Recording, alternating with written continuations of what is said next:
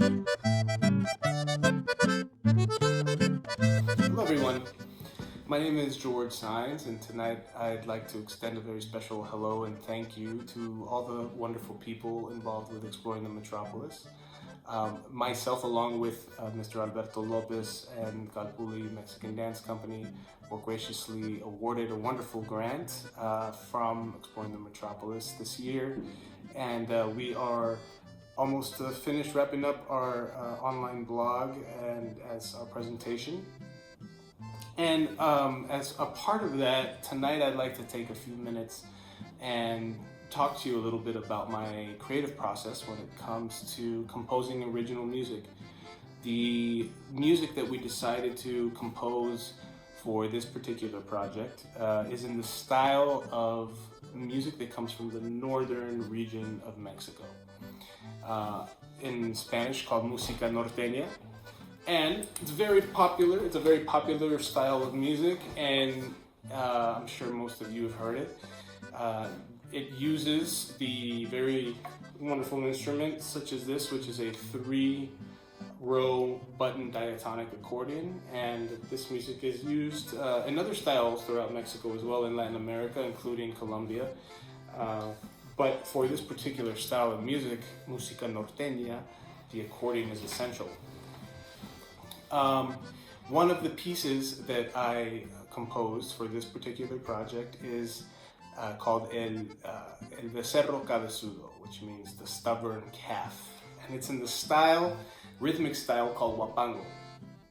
Now, the huapango is a very unique rhythm and style that comes from Mexico, personally one of my favorites.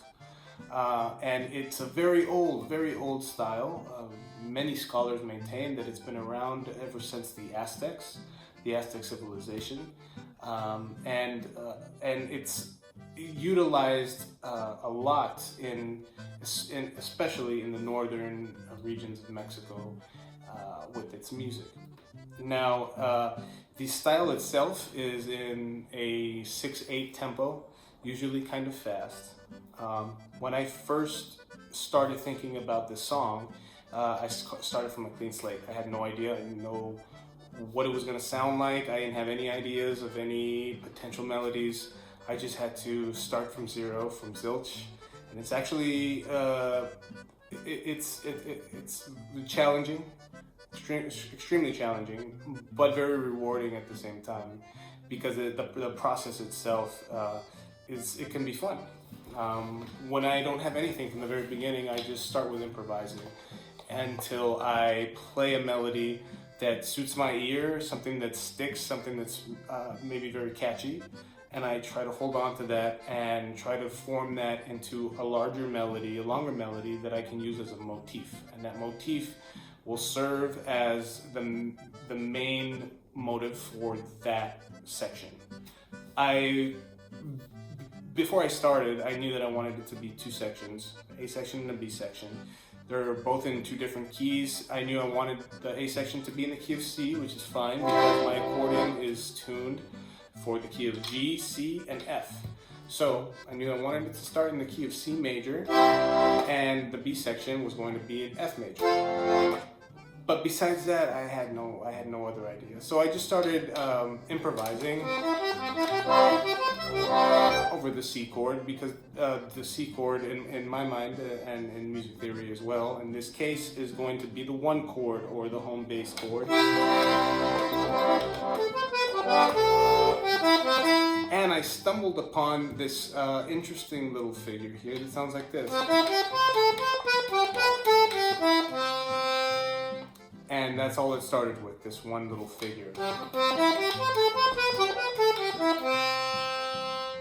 And I figured, okay, well, then I'm gonna stick with this one figure and I'm gonna have that be the main motif of my A section. But that's just one figure. I need to create a variation. So what I like to do is I like to create phrases that the first one sounds like a question, and then I create another phrase that sounds like the answer. So for example, in here in C we have, and what do I want the answer to be? So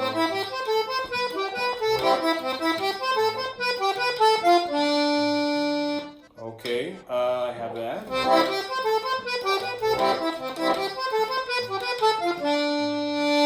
That's kind of cool because now I can switch to the 5 chord. We're in the key of C, so we start with C.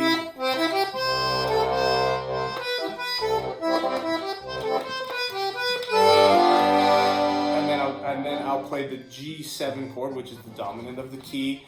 To some people, these terms might not mean anything, but that's okay. You can hear the difference. Of course, first play in C, and then we play in G. It sounds like a neighboring chord, and then we can come right back later. So I start with the question, and then I figure out the answer, and then I put them together.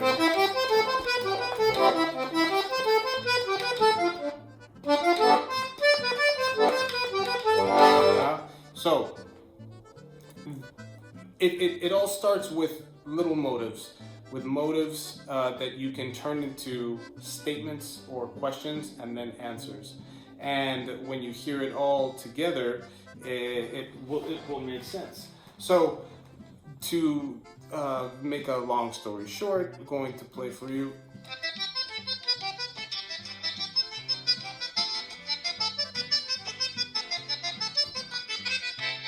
Okay, that is one whole statement together, the question and answer.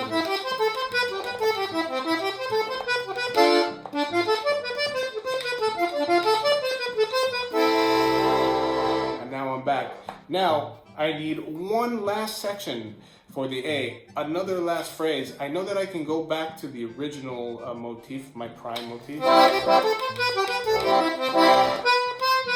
But then I have to create something different that will give it a little turn and go somewhere else. I know that I want to go to the F chord. I know that I want to go there, but instead of going straight there, which would be a direct motion to the F chord, I knew that I wanted to add another chord right before that, which would end up being like a neighboring chord.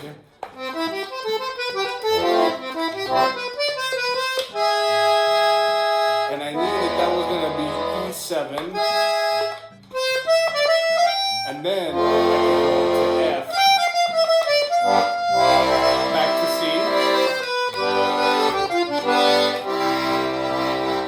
And then end my phrase in C.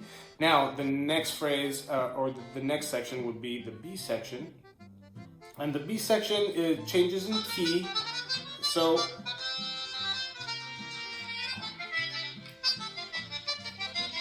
it's a completely new melody. So now I have to try to think about change my thoughts. I can't get too hung up on the first melody of the A section because I want to create another new section with a different melody. I know I'm going to F. So once again, after improvising a little bit, I finally stumbled upon this melody.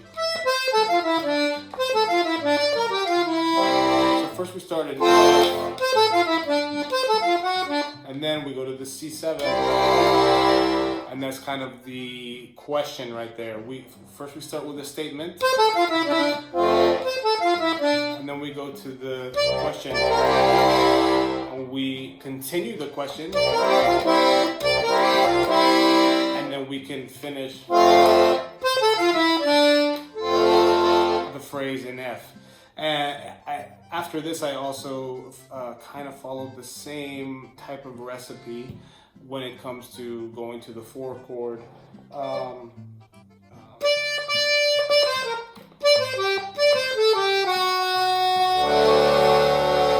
Played a D7, and then it rests. It goes to a G minor and rests on a G minor. And then talking about chords, I'm hearing chords all at the same time that I'm hearing melodies. So I know that I want to go to the G minor. Right? Okay. Now, another way to make it interesting is to keep it from a G minor and make it into a G7.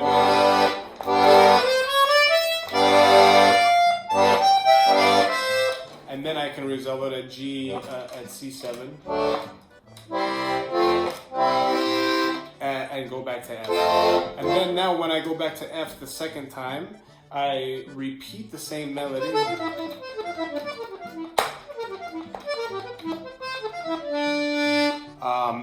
And from there, it just kind of morphs into different melodies, and little by little, it's kind of like chiseling away at stone until you chisel a bunch of melodies that are flowing in the air. You catch them, you grab the ones that you like, and then you mold them into coherent melodies that make sense when you're in that particular key. For this song, I wanted to make the A section and the B section and repeat them a few times so that you kind of get the hint, and it also adds time for the choreographer to show off his choreography. Now, I hope you enjoyed the tune. I hope this kind of helped a little bit, little explanation of the process. Once again, it starts from nothing. Starts with improvising after that, and then kind of feels like I'm fishing. And when you catch a melody that you like, you keep it. And if there's one that you don't like, you throw it back. And that's pretty much the process. I hope everyone enjoys the tunes, and thank you very much for this opportunity, and hope to work with you all soon in the near future. Please stay safe. Hope everyone is well, and happy living. Cheers.